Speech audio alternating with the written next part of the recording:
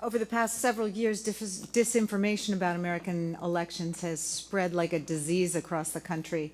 What was once the province of foreign adversaries seeking to undermine our elections, election disinformation is now homegrown, created and stoked by political leaders, members of Congress, and even the former president, and then amplified by the echo chambers of our foreign enemies.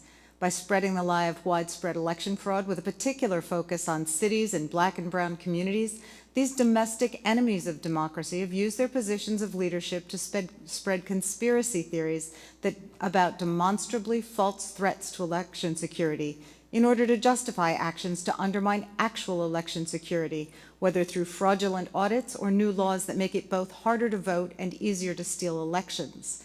The consequences of these falsehoods and the refusal of members of his party to contradict the former president's lies about the accuracy of the 2020 election have had disastrous consequences. In addition to a violent attack upon the Capitol, the disinformation campaign led by the former president and his allies has caused widespread and persistent intimidation and threats against election officials, including death threats being made against officials ranging from apolitical local civil servants all the way up to and including the Vice President and members of the U.S. Congress, as we sought to certify the Electoral College votes. In Pennsylvania, every county has a bipartisan board of election, but national actors, including the former president and members of this committee, made false allegations about the integrity of election procedures in only the Democratic-led counties of Pennsylvania. In my district, a Republican election commissioner for the city of Philadelphia was named by the former president when he tweeted that the commissioner was a so-called rhino being used big time by fake news media. He refuses to look at a mountain of corruption and dishonesty we win.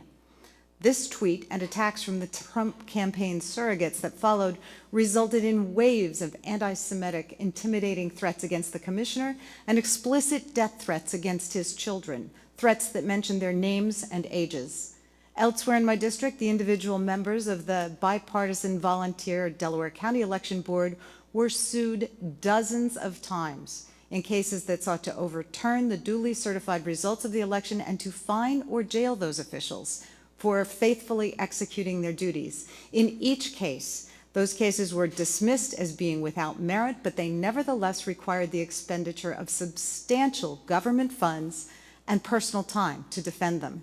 So although attempts to overturn the 2020 election results failed, the harm to our elections and election officials has been real. I introduced legislation to make it a federal crime to intimidate or harass an election official for performing their duties, and Representative Sarbanes has now introduced expanded legislation to protect our election workers. I'm proud to co-sponsor this effort. It's also imperative that our elected leaders recognize that their words matter, that if they willfully seek to spread disinformation about our elections, they, like the former president, should not be reelected. Mr. Fontes and Ms. Winfrey, I'd like to thank both of you for your work as election officials under the extraordinary public health and political challenges of the past couple years. In normal times, these jobs are intensive and stressful, but your work has been essential. I'd like to ask each of you to address what do you think Congress should do to aid in protecting you from continued threats and violence and enable you to do your work. Mr. Fontes? Thank you for that question. The critical component here I think that Congress can do is recognize that there is a difference between what we do as election administrators and what a lot of other people do. And of course all of the work of government is important in its own way. But election administration is the golden thread that holds the fabric of America together. And it is a bipartisan effort. And without the current legislation, we will continue to see the threats and intimidation and violence rise. And so to directly answer the question, you can help by passing the bill that's on the table. Okay. Ms. Winfrey? I agree, the same thing. We need laws to protect us. We're simply doing our jobs. I'm nonpartisan in my job, and as such, me and my staff, we shouldn't be threatened. We shouldn't do the job fearfully. All we want are clear, clean, fair elections. Thank you.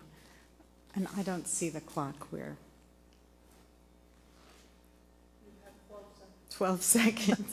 Okay, then I will end by asking unanimous consent to enter 3 articles in the record, 2 articles detailing the threats and intimidation experienced by the Philadelphia Election Commissioner and his family, and a third article from the New York Times dated July 2nd, 2021, entitled, "After a Nightmare Year, Election Officials Are Quitting." And I yield back. Without objection, those